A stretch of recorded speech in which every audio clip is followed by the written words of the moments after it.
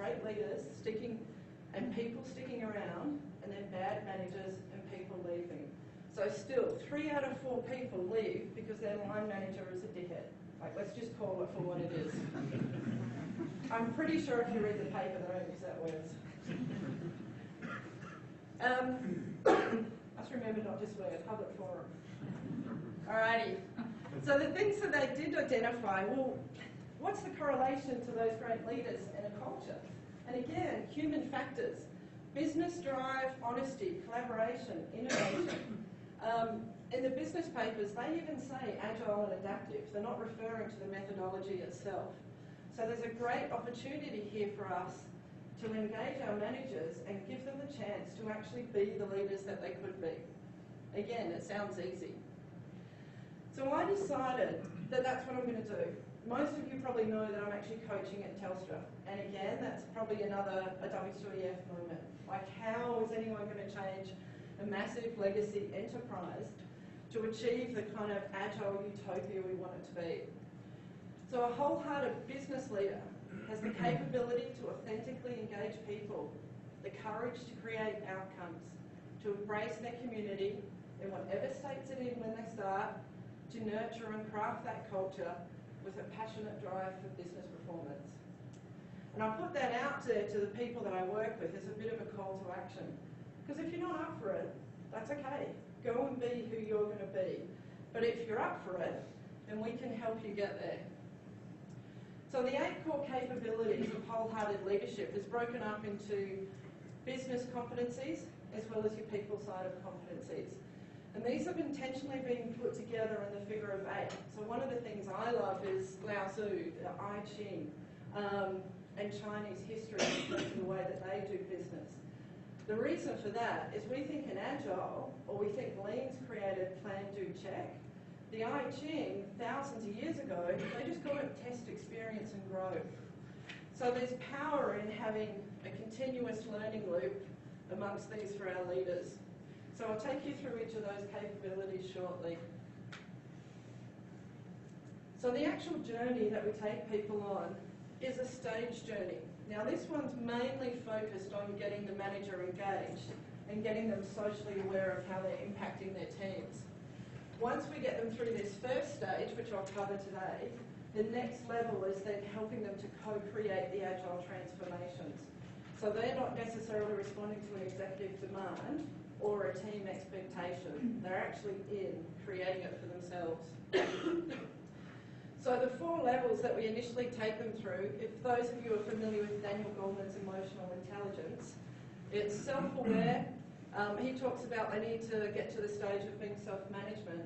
But the thing is that we need to give managers the time to repeat and practice the craft. What happens is that people go off to workshops and they come out with a book list, they come out with a whole lot of theory, they walk back into their environment, they don't have time to apply that. And we often don't afford our managers the same courtesy of a fail-safe environment we expect of them when we go on our agile transformation. And then of course your leadership is only as good as what your team think it is. So we help them to become socially aware and evolve. So first bit, getting them engaged. We've got to be honest. The thing that I find quite funny is in Agile we talk about creating cross-functional teams, cross-functional roles. Well, pretty much since computers came in, these guys need to have finance skills, economic skills, leadership skills, administration skills, as well as competency in their professional area. So they're multifunctional and they've been cross-functional for a number of years, and it's why they get frozen, because there's so much that's going on. The second thing that happens when we start our transformations is we don't necessarily create a one-to-one alliance with that manager.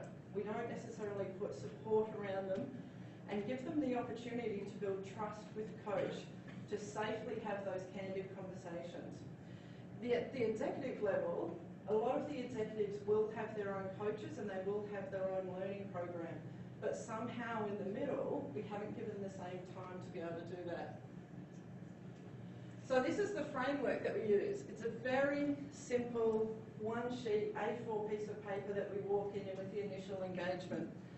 And what I do is basically ask people, we're going to go through this bit first. So basically, asking people to self-assess themselves. How satisfied you are in each of these areas of your capabilities. We allow them the time to start envisioning, to start thinking about what's possible. Because the funny thing is, a lot of them just don't even have time to brainstorm.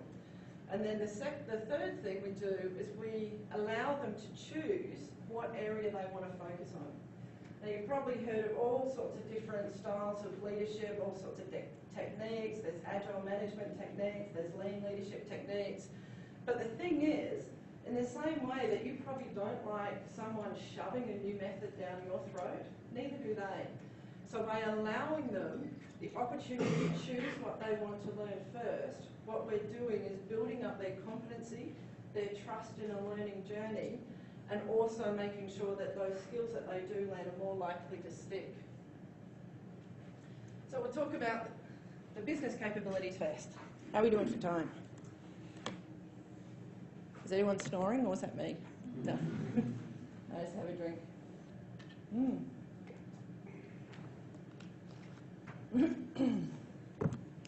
One of the things I haven't necessarily seen these in business competencies, all of these in business competencies group like this. I've intentionally done it, which I'll talk about in a sec. So one, strategy, pretty obvious in terms of being a business leader. You need the ability to take perspective, whether it's from a high hour point of view or whether it's like undercover boss. You've got to be informed. It's not about planning. Strategy is about crafting a roadmap. It's about making informed decisions and roadmap for the future based on knowledge from the past. So leadership stance is a combination of your leadership style, your personal character, and your professional competence. Now often, and like Daniel Goleman talks about 6 leadership styles, but regardless of what style you have, your personal values, your core character, and your demeanour determines how you come across to your team. And of course, your professional competency in an area is also an important factor. I've intentionally put creativity in there because many people aren't aware that we're actually in what's called the creative economy. And that is, if you don't create the future, you're not going to exist. There's great articles out there about the Fortune 500 turnover. So for example, between 2009 and 1999, the companies that were in the Fortune 500 at the front, only half of them were there in 2009. So it's no longer just about change management. It's about having the ability to explore, to adapt, and also to harness play. And it's great putting it up there and talking to managers about it because they look at you like, oh, I play with my kids. But the thing about play is that it's the exploration. It's a safe way to explore, play with ideas, play with techniques. It actually comes across as kind of a logical way for them to start moving into fail-safe practices. If we say fail-safe practices, they go, well, that's just bloody stupid. I'm not allowed to fail, whether it's safe or not. Just for reference, these guys, Bespoke Innovation, it's worth looking up.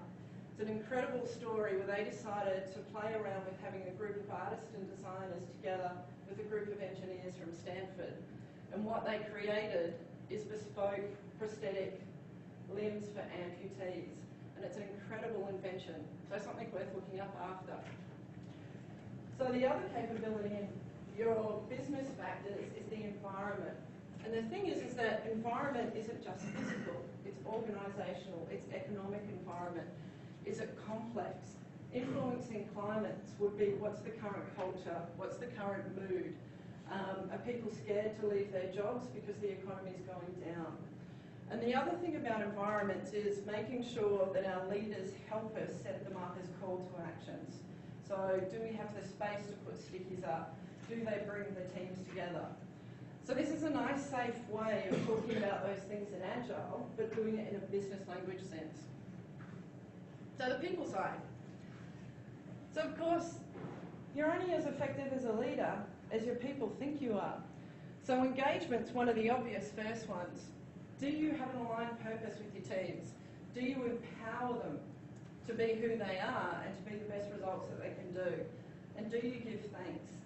thanks is one of the most powerful things that you can firstly start off with in terms of acknowledging your people, in terms of letting them know that I hear you and I see you. And it takes about 3 seconds to say thank you. Mindy Grossman is one of the most amazing CEOs who's transformed any kind of culture.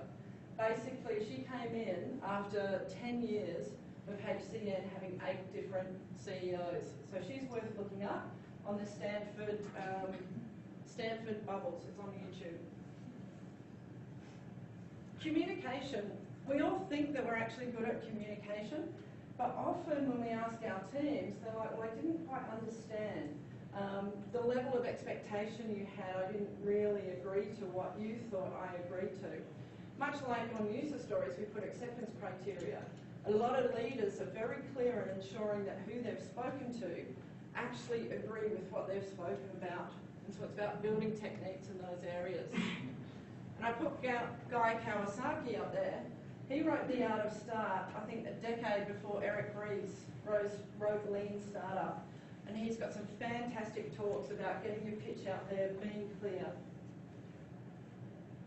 So emotional intelligence, we've heard a lot about. And we know, well, Daniel Goleman talks about the 4 quadrants: self, social awareness, self and social management. But I've put in there empathy and hubris as well. The thing is that great leaders really identify that they are only great because of the work that they've done with their team.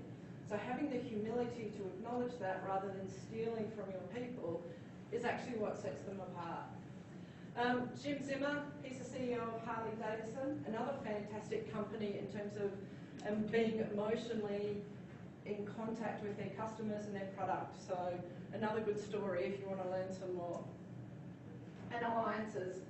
I love these guys, Reagan and Gorbachev. So sometimes coaching at Telstra is like bringing down the Cold War. But I figure if they can do it, then maybe I can do it. So alliances are because you can't stand alone. Often leaders do feel like that hero on their own where they have to solve everything. But you can be more effective if you actually invest in time in getting partners to come along with you.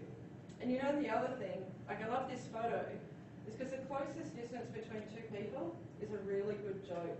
So sometimes there's a lot of easier ways to make connections. Alrighty. So that sounds like another good lot of leadership theory and blah, blah, blah. So I decided to test it out. That sounds wrong, doesn't it? Test it on people. But the good thing is that we've actually had a really positive response. So I can't tell you who the people are, and I couldn't show everyone's personal sheets or canvases that we worked with. But I'm working with a part of the MBN program. So we've got government deadlines, we've got...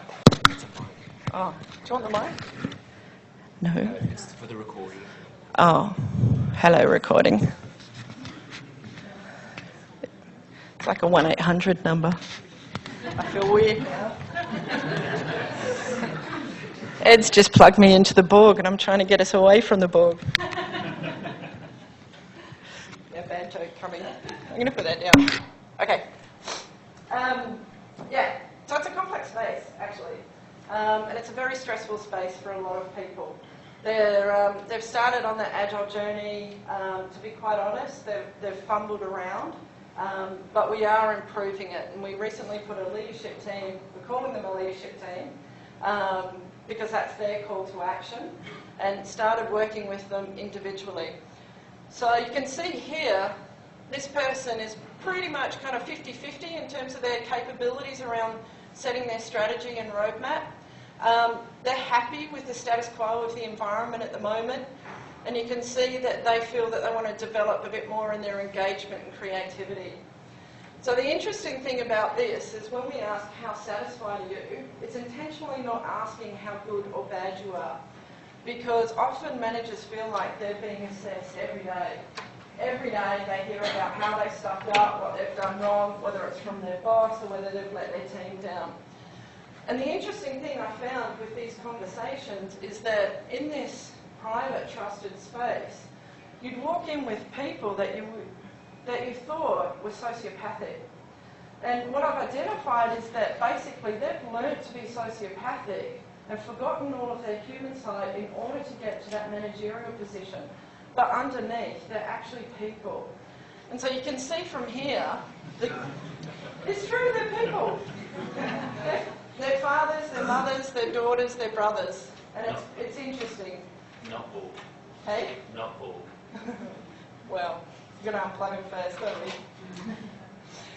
So this guy's actually working on finance and budget, like, you know, one of the most kind of unemotional people. But it's quite interesting. His goals were mainly around transparency, identifying and improving transparency in those areas for the team. So this team's copping a lot of slack. So he felt that he was responsibility to take that lead in that area. So on the surface, people think that he's just number crunching. But it was really nice. On a personal level, he felt safe enough to say, yep, I want to build that up. What we do, unfortunately I can't show you everyone's examples. It's still kind of a new space for them. What we do is we use the same format with those managers to start getting them to self-assess how their lean, agile business department's going. And the great thing around this is they're comfortable with the lo-fi process, they're comfortable with a conversation that informs, and they're comfortable with the lack of documentation and detailed planning. So we've already set this up. And so this manager, you can see, his intention was, well, we need to start developing the team every fortnight. We need to start getting them into the same learning journey that I've been on. So what's happening is we're starting to get a pull system of improving the team rather than the team pushing the managers out there. And so next year we'll talk about this canvas and why it's set up like that. So that's it. That's how we can create wholehearted leaders and help them to craft high-performing cultures and to develop agile transformation teams. So like I said, you go to a class, everyone recommends all these books, and you probably don't have time to read any of them, but I thought I'd share some of them with you anyway.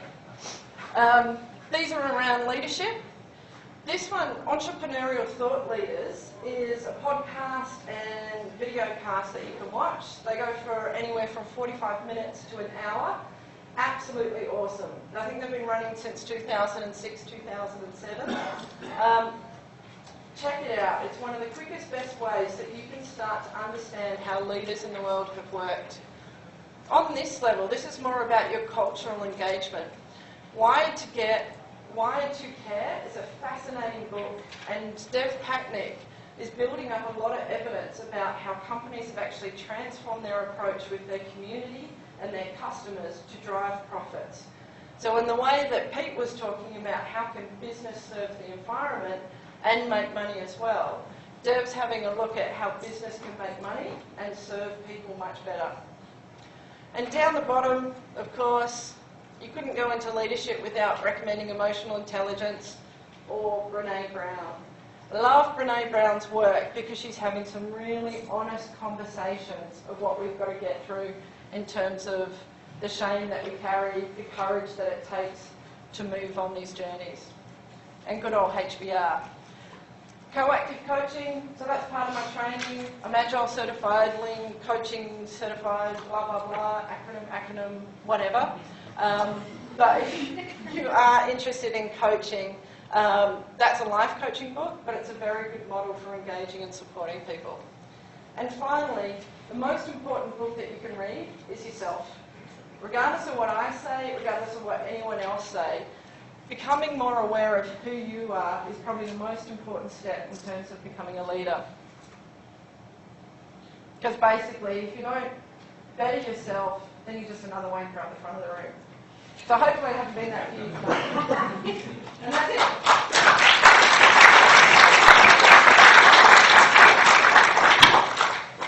So I've still got, it's 6 minutes to 11 and then there's 5 minutes break. So I allowed some time if you want to ask any questions or pull me up on anything. Or you can buy me a coffee. Coffee martini too. You said at the beginning that people have forgotten to bring up angles and lines. Do you think that it was really about forgetting them, or were there other sort of hurdles that made sort of management hold tight to what they used to do? Yeah, I I mean, there's a number of factors. Is one, they're scary. It is scary to go up to your boss and give them some feedback, like Bernard and Vicky were talking about. Like, going up to them and having that honest conversation does take a lot of guts. That's one aspect. The second aspect is that I think in terms of, we've called them the frozen middle and kind of thought, well, it's their fault that they're frozen. So that term actually came out of, I think it was the GM of Ford said it in the 80s, that organisations have just grown so large that getting anything through gets stuck in the frozen middle. But part of that is because they have to be multifunctional. Basically, moving to a technology world, you have to task management yourself. Everything in your inbox, you no longer have an assistant to organise you. You no longer have a secretary to help support you in your role and free you up to be a leader. So it's the amount of work that they have to do. And the other thing, I think, is that it just hasn't really been a priority. I mean, a lot of the models in terms of Scaled Agile Framework, Scrum, Lean, a lot of the things out there actually don't even use the word management. It's just completely taken out. And then what happens is a lot of them go, well, that's shit. That means I'm out of a job. I have a mortgage, I have a family. Do you honestly think I'm going to support something that doesn't acknowledge me? Because I've put a lot of time into this company. So there's a number of factors that are there. And I think also because we think they're not useful and we don't know the value of them. But a lot of them have got to that position. I mean, much like me, I wanted more money. And I thought I was pretty good at it. But maybe that's just because I'm a Leo and I'm egotistical. Who knows? So, yeah, that's some of the reasons that I think. And even if we do engage them, we don't necessarily, what we tend to do is we tend to expose them for their faults rather than give them the insight to learn from those faults. So it's just a different approach. Hey, Stephanie. So you've talked about transforming leaders from tightly held beliefs that they may have into something different, into this space. But they probably got where they are because of those tightly held beliefs. So do you reckon there's an opportunity using the values you talked about today for people to get to leadership positions? Yeah, I do. And you're absolutely right. So one of the reasons that the environment is in there in the core capabilities is because the environment is the system that they're in, but also the current culture that they're in. So often what happens, whether it's with our leaders or even with ourselves in our communities today, we have an expectation that the individual should have a greater voice and a greater power than the herd. But the thing is if the herd, executive management, the current cultural environment is against them, no matter how strong I am, if there's 10 buses coming at me, I'm just going to fall flat on my face. So it's why we say get them their one-on-one, individual, safe support environment. And it's also why I'll directly work with their directors, so not just their line managers, but also their directors, because we want to make sure that they have the executive support. And what happens is that gives them the confidence to then go out and practice, because they know I've got their back, their line manager has to have their back, because their executive has basically said, look, I give you permission to go and learn. So it's one of the unique things. I'm very lucky to have the director's support on this program. Any other questions? Daniel? What about the benefits of, talk a lot about one-on-one, but one of the benefits of found in Agile is that the frontline is working in the team. Working on that team is awesome. One of the things I'm wondering about is where's the team aspect for middle managers? Great question. How to go with that? Oh yeah, absolutely. So what happens, boom, boom, boom, if we come back, so this journey, back, that they go on. So first of all, the self-aware and self-evolved stage is really quite important, just to give them that kind of safe sandbox to play in. And then in the social aware and social evolved stage, what we're doing is we're getting them to engage with their teams and asking their teams to say, look, what impact am I having on you? And it may be, we'll go out for a coffee or we'll have a lunch. And they may talk about, oh look, I introduced those things. Is that having a good impact on the team or our improvement? So, and also what happens is that I'm observing or I'm sitting in on their meetings while they're doing their bit, and then we'll take that information and we'll take that learning back later. But the whole next stage of that, so the Lean Agile Business Canvas, is really about getting them in touch with the team's conversation and the team's language, and then that's something, so they do road mapping exercises with their team. So it's very much a staged approach. And the reason that I came up with it is because, like, I actually walked in with a GM who pulled me aside early days when I was coaching, and he just ripped shreds through me, absolutely ripped shreds through me. And I was the fourth coach this team had, and so he was just frustrated with it to all ends with Agile and whatnot. And he's the one who said, if I stuff up, if you expose all these stuff ups, then I just get grilled and grilled and grilled, and I can't be here any more than 12 hours a day.